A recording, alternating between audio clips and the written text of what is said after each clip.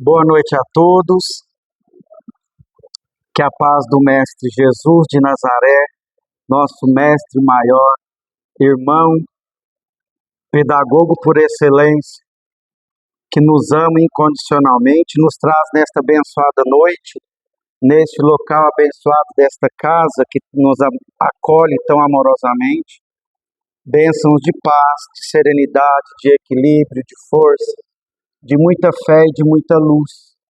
E que nós todos, encarnados e desencarnados, possamos receber tudo aquilo que viemos de encontro, de acordo com a nossa fé, a nossa necessidade e, sobretudo, sobre o nosso merecimento.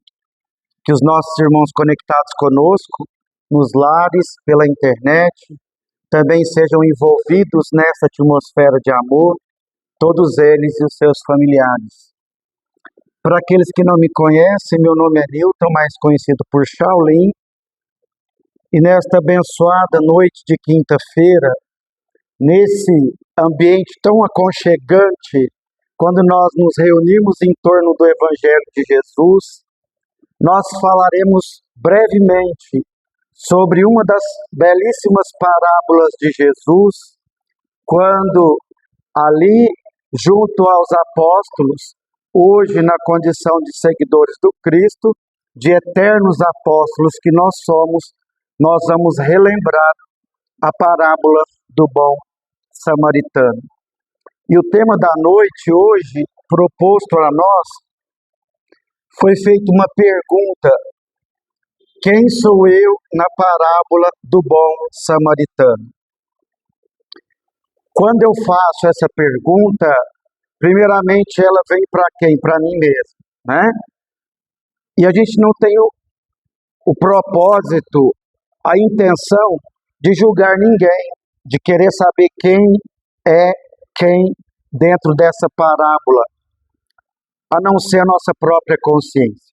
A nossa consciência, as nossas atitudes do dia a dia, que vai responder quem somos nós. Num primeiro momento, embora seja uma das histórias que Jesus contou, não é apenas uma história. Cada trecho dessa parábola, cada pedacinho, Jesus nos traz um ensinamento belíssimo. E se nós quisermos, nós poderemos aprender muito. Porque Jesus falava por parábolas, até mesmo para que aquelas histórias permanecessem na memória e no coração daqueles que ali estavam, tanto que hoje nós ainda temos esse tesouro, né?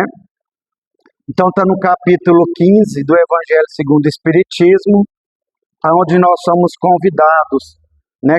Fora da caridade não há salvação. Não é salvacionismo dentro desse convite, de nós sermos salvos por um milagre, né? Fora da caridade não há salvação. Como essa salvação é nós mesmos nos salvar através da prática da caridade, da lei de amor e de justiça, né?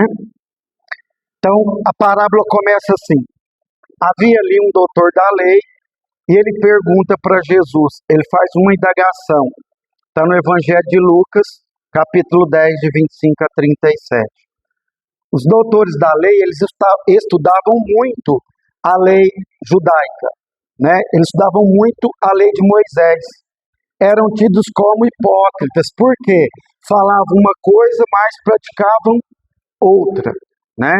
Sabia muito e não fazia quase nada, né?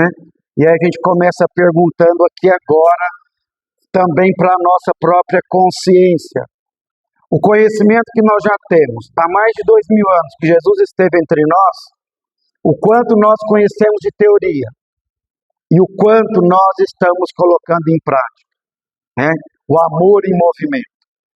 E aí esse doutor da lei chega e pergunta para Jesus. Ele estava tentando testar Jesus. O que preciso fazer para possuir a vida eterna? A vida eterna era aquela vida, segundo Jesus, na interpretação espírita, é aquela vida eterna, uma vida que não precisa mais reencarnar. Uma vida de ficar na ociosidade, nas nuvens tocando harpa, né? pulando de nuvem em nuvem. Isso não existe. Então ele estava querendo testar Jesus, porque ele conhecia da lei, mas ele queria saber a posição de Jesus. Esse homem iletrado, ignorante, simples, humilde, vai saber de lei?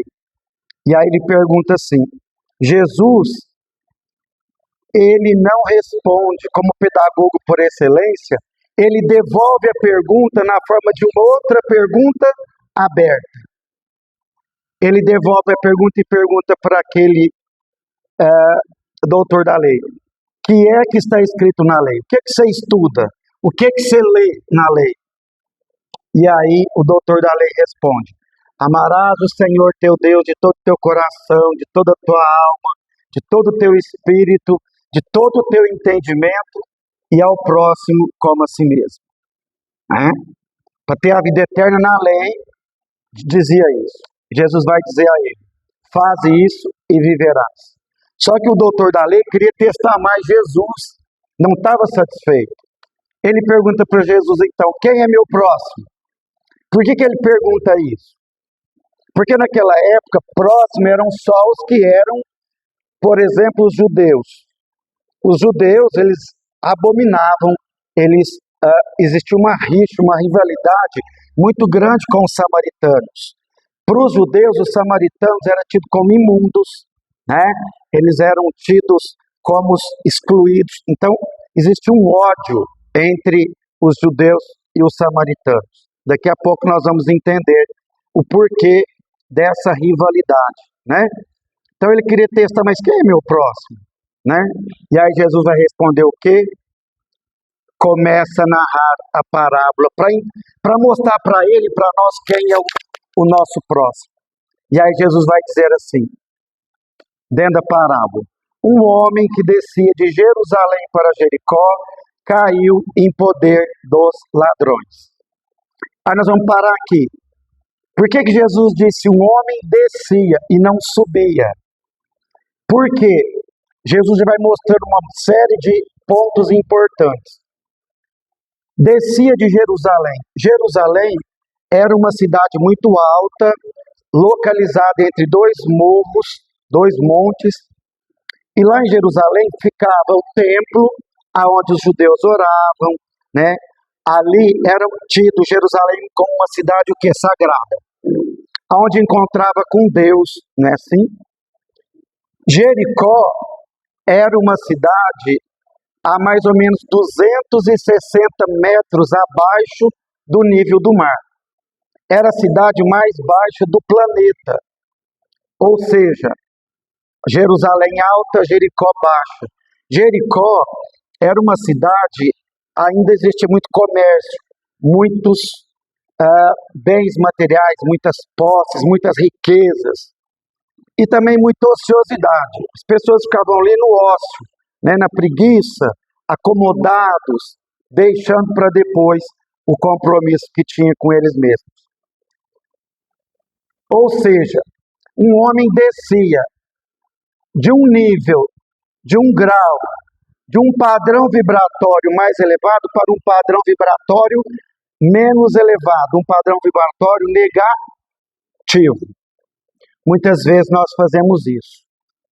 Por ainda em vigilância, nós nos conectamos com energias negativas, nós descemos o padrão vibratório.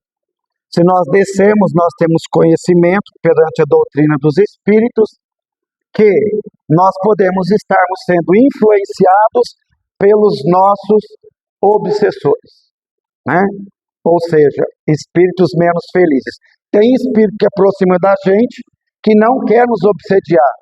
Simplesmente aquela frase, semelhante atrai semelhante.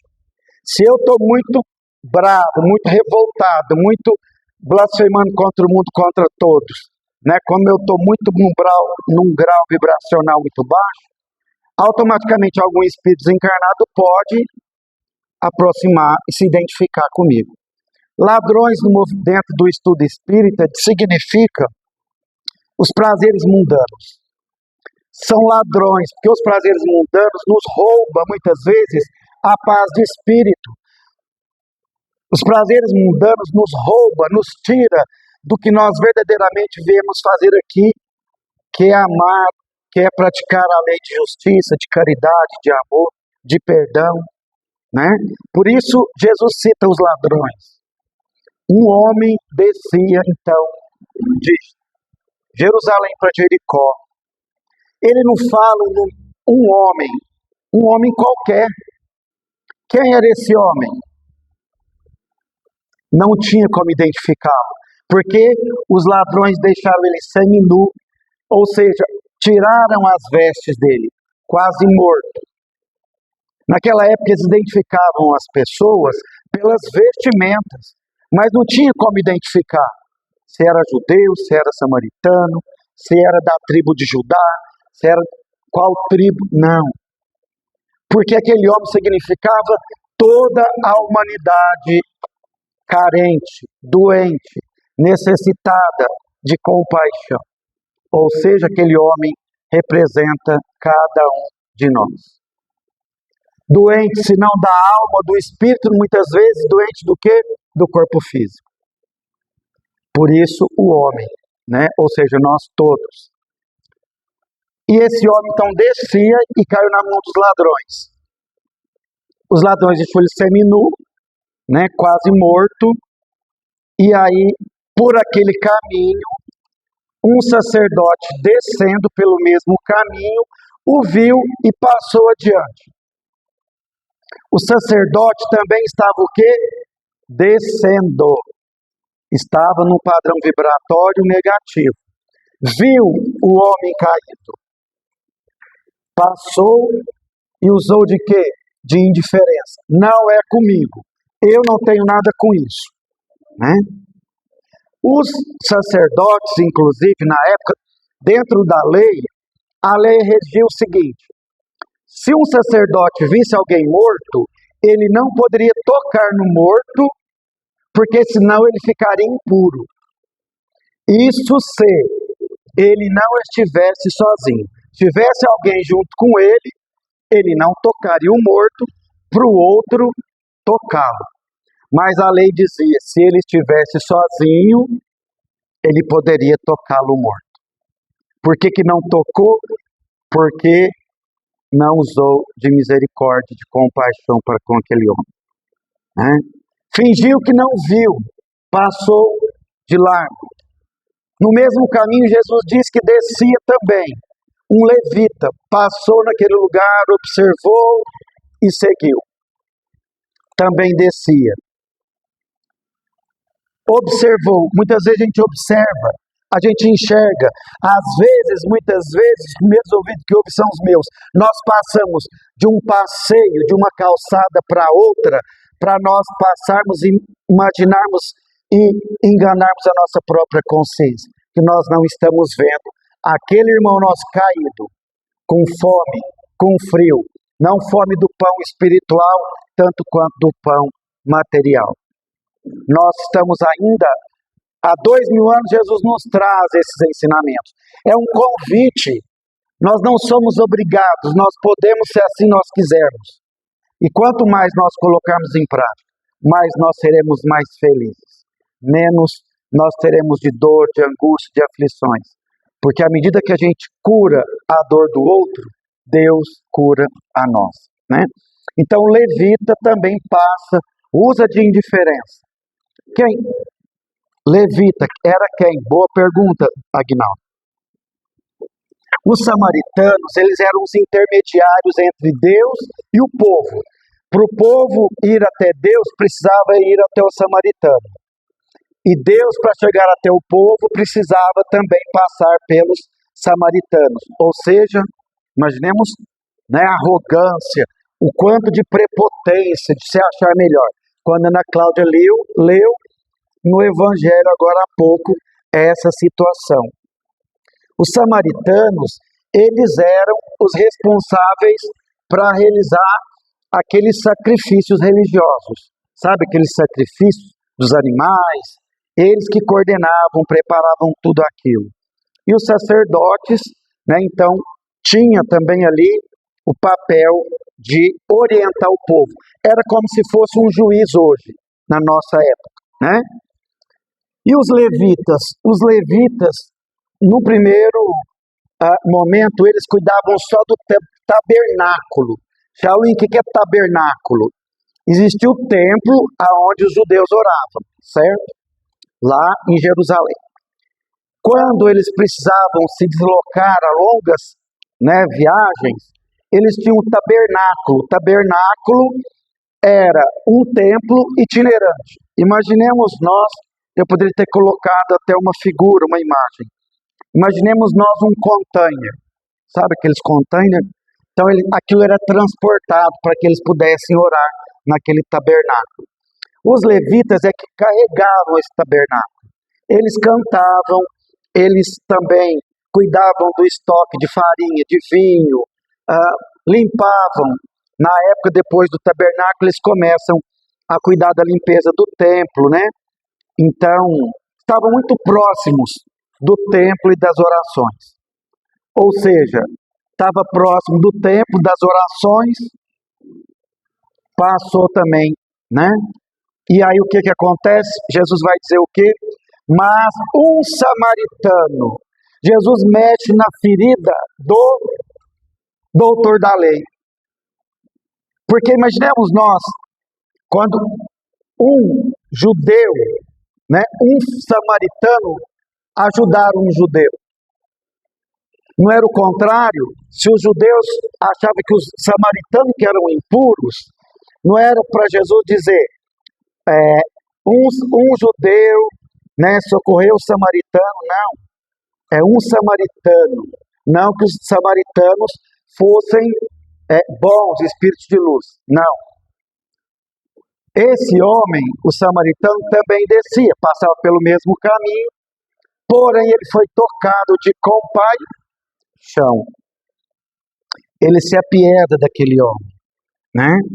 Ele toma desse homem, coloca azeite e vinho na ferida, porque azeite e vinho, Shaolin, existe uma simbologia dentro, né, espiritualmente falando, que é a ferida da cicatrização das nossas imperfeições, né? Quando nós amamos o outro, quando nós colocamos o medicamento do amor. Mas o significado material é que eles utilizavam o azeite para cicatrizar as feridas. E o vinho era para fazer a asepsia, né? Para fazer o antisséptico, né? Então, esse samaritano também descia. Uai, Shaolin, mas ele também descia, como que é isso? Ele descia. Jesus quer dizer aqueles espíritos de alta envergadura moral, espíritos de escola, que não têm necessidade de voltar aqui, descer ao nosso planeta, mas descem por amor a quem? A nós, homens caídos, famintos e sedentos do amor, assim como Jesus veio. Então Jesus está mostrando o quê? Que a gente pode, né, descer do pedestal para ir de encontro aos nossos irmãos em sofrimento, né, no infortúnio oculto. Não podemos? Então, o samaritano, Jesus diz desse jeito, né, está descendo. Ele põe no cavalo, o samaritano estava indo de viagem, ele tinha hora para chegar, tinha compromisso, parou tudo que estava fazendo, preocupou com o relógio? Não. Às vezes a gente faz o quê? Não tem o tempo, né? Alguém passa e acode. Chico Xavier, no ponto do ônibus, tinha um processo seletivo para uma vaga de um emprego. E o Chico trabalhava nos empregos muito difíceis, né? Braçal, trabalhava na roça, né? Trabalhava desde muito pequeno. E aí tinha uma vaga para um trabalho, e ele ia tomar o ônibus. E para ele chegar no horário para a entrevista, só tinha aquele ônibus. Se ele perdesse aquele ônibus, ele perdia a oportunidade do emprego. Quando o ônibus parou, ele ia subir no ônibus, uma criança grita, Chico! A criança estava com a mãe. O Chico olha a criança e fica pensando, como diz os mineiros, eu multo no ônibus ou eu não multo? E o Chico multa? Não. O que o Chico faz? Aguarda a criança vem com uma florzinha na mão e diz: Chico, essa é a florzinha do meu coração. Quantas vezes, às vezes, nesta vida corrida acelerada, nós não nos desligamos dos compromissos do que é material e a gente deixa muitas vezes para depois. E o momento é que hora? Agora. Agora é a hora de não montar, né? Não montar no egoísmo e no orgulho mais uma vez, né? Então ele toma de compaixão, põe no cavalo e leva aonde? A uma hospedaria, né? Passou vinho, e aí ele leva para uma hospedaria e fala para o hospedeiro, dá 2 denários. Ou seja, o que está mostrando Jesus? A importância da caridade material. Às vezes a gente tem que dar o quê? Dinheiro. Ele praticou só caridade material? Não. Material e moral. Porque tomou de sentimento. Porque teve o cuidado de levar aquele homem ao hospedeiro, à hospedaria. O que acontece?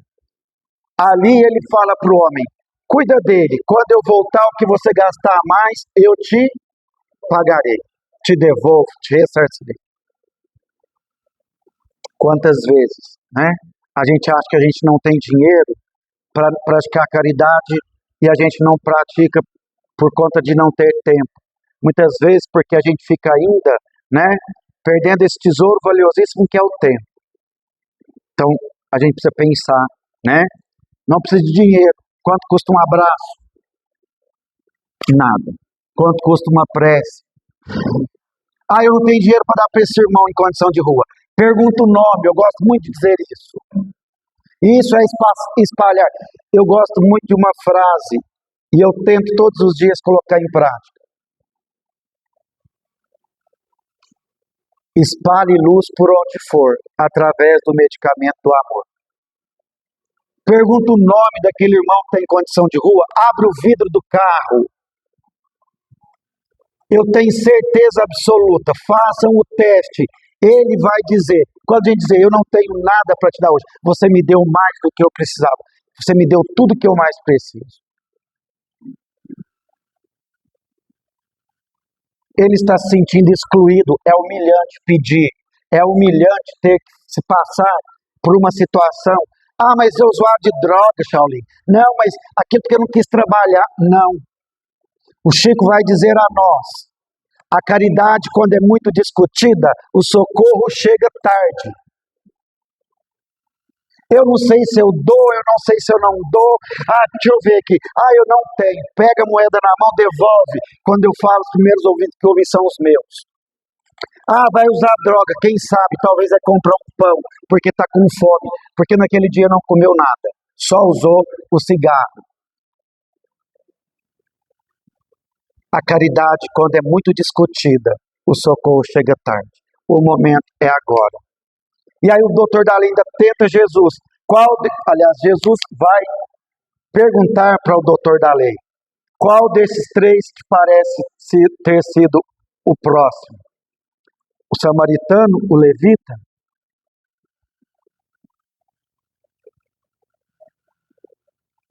Samaritano.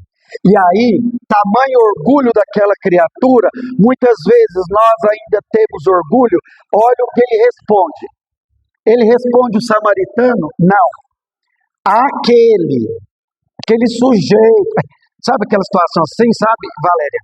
Não, aquele sujeito ali, aquela criatura, aquele infeliz, aquele que usou de misericórdia, né? Então, disse-lhe Jesus, vai e faze o mesmo. Jesus nos está convidando todos nós esta noite.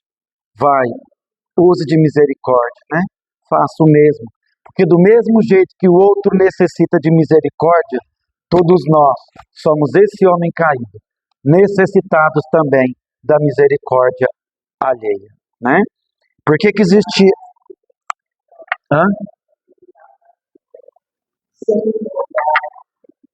Muito bem, Valéria. Fazer o bem sem olhar a quem. Por isso o homem estava nu, seminu, não importa quem seja, né?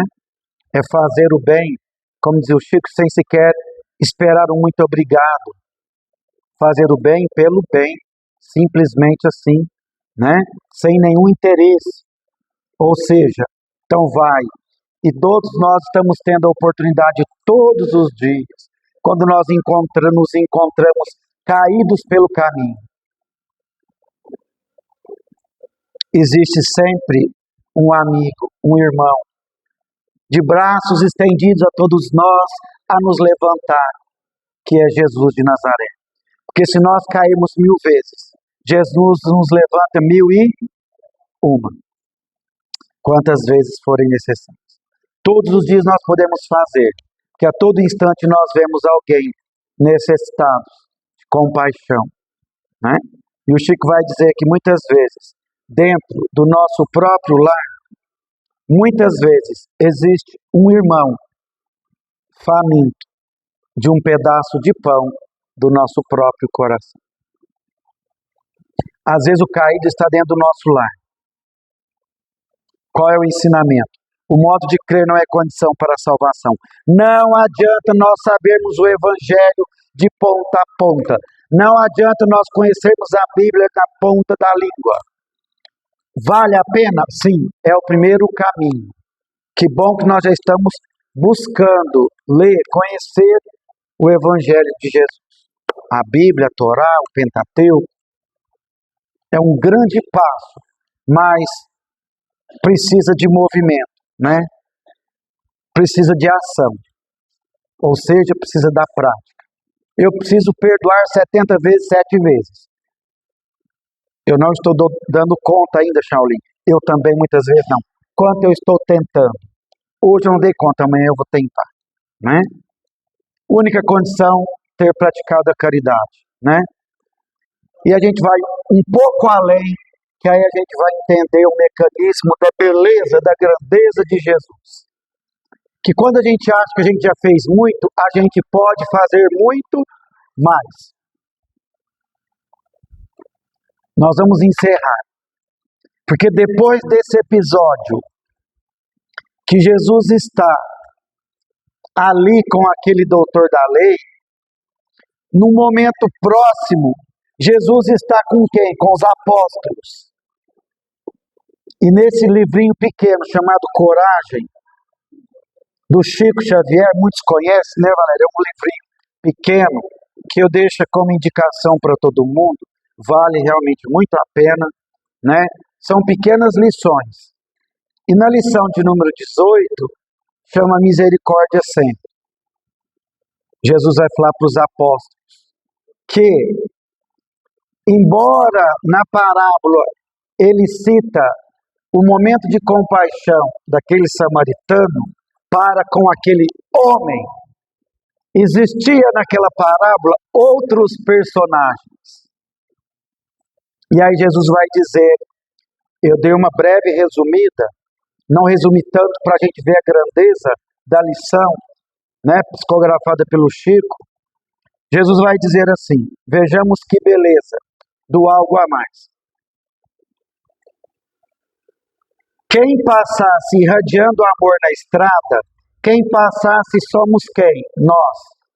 Onde o viajante generoso testemunhou a solidariedade, encontraria mais amplos motivos para compreender e auxiliar. O viajante era quem? O samaritano, né? Então, ele fez a solidariedade, mas ele poderia encontrar mais amplos motivos para compreender a dor do outro e auxiliar o outro. Quem era o outro? Quem era o próximo? Além do homem ferido e arrojado ao pó, claramente necessitado de socorro, além do homem caído, teria cuidado o viajante de apiedar-se do sacerdote e do levita, mergulhados na obsessão do egoísmo e carentes de quê? De compaixão. Então o viajante deveria cuidar do homem, do levita, do sacerdote, mergulhados, né?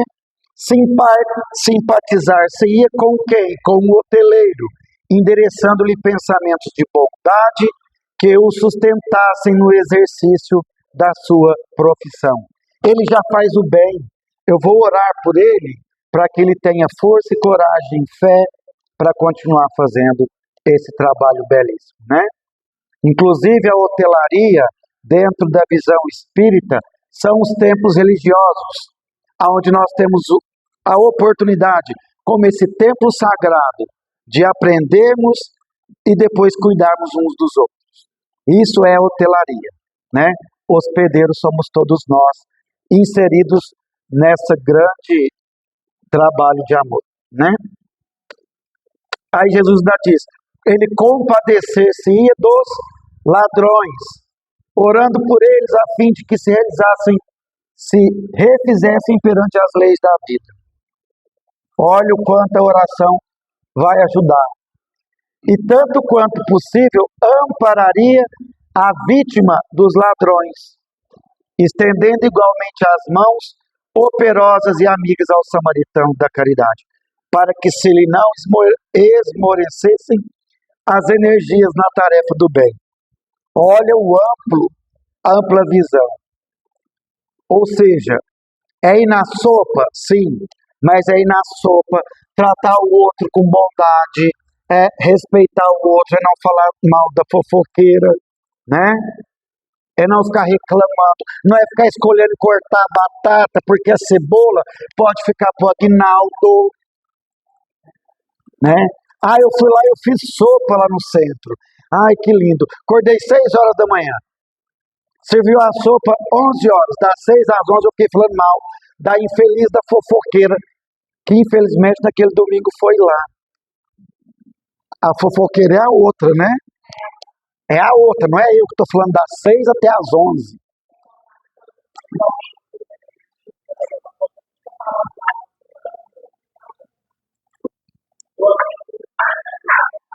Qual é o seu nome? Cláudia. Quando a gente, eu vou repetir, né? Ela estuda energia e ela sabe que quando a gente fala mal dos outros, a gente se autocontamina. Por isso, Jesus vai dizer exatamente isso daí. Quando eu falo mal de alguém, quando eu me faço um ato ruim, eu sou o primeiro a me contaminar. Então eu baixo, eu desço de Jerusalém para Jericó, né?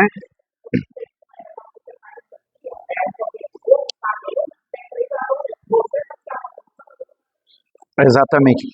E esse para Deus é mais do que para Deus, que é significando as leis divinas, que é a nossa própria consciência, né? E aí Jesus conclui rapidinho para a gente encerrar, e diante dos companheiros, dos apóstolos, surpreendidos, o mestre remata. Para Deus, todos somos filhos abençoados e eternos, mas enquanto a misericórdia não se nos fixar nos domínios do coração, em verdade não teremos atingido o caminho da paz e o reino do amor. E a gente fecha lembrando que caridade é humildade, brandura, benevolência, indulgência e justiça. É a negação absoluta do orgulho e do egoísmo. Vamos consertar o mundo? E aí a gente vê essa frase: eu creio no mundo melhor. Se nós riscarmos a letra E e a letra N, como que fica? Eu crio um mundo melhor. É eu, Shaolin, que vou criar um mundo melhor.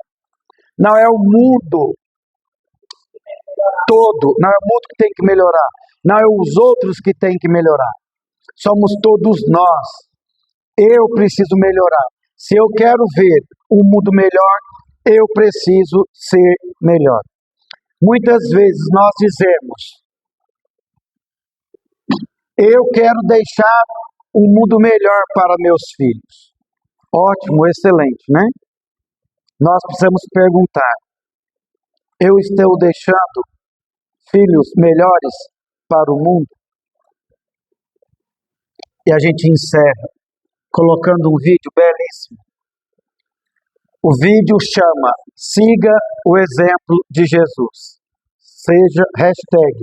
Seja a luz do mundo. Muitas vezes de tudo que nós aprendemos nesta abençoada noite de quinta-feira.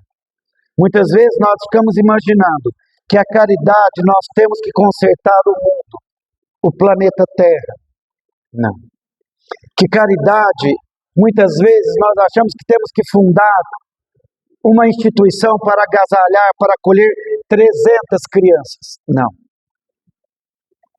Pequenos gestos, pequenas atitudes nobres, no bem, desinteressadamente, vai fazer um bem grandioso para aquele que se encontra, assim como nós, caídos na trajetória da eternidade, que nós somos todos agraciados pela oportunidade bendita do recomeço das inúmeras reencarnações, onde nós poderemos, se assim quisermos, aprendermos a amar seguindo o exemplo de Jesus.